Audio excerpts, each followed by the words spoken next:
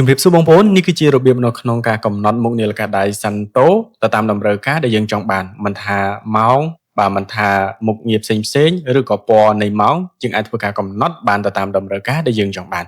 អញ្ចឹងដើម្បីធ្វើការ customize បានជំហានដំបូងយើងធ្វើការបើកនាឡិកាដៃសាន់តូរបស់យើងមកអញ្ចឹងយើងយកពាក្យ setting បងប្អូនអរគ្នាចូលមក setting ហើយបងប្អូនយកកន្លែង customize បាទដើម្បីធ្វើការកែច្នៃជាមួយនឹងមុខនាឡិកាដៃដែលយើងចង់បានបាទចុចលើ customize នេះមកបន្តមកទៀតយើងយក watch face ជ្រើសរើស watch face ប្រភេទណាដែលយើងធ្វើការចង់បានពេញចិត្តបាទឧទាហរណ៍ខ្ញុំពេញចិត្តម៉ូដនេះ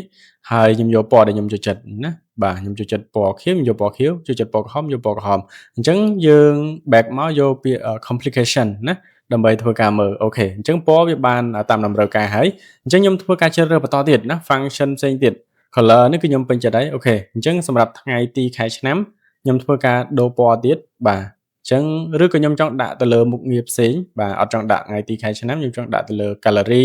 បាទឬក៏ការ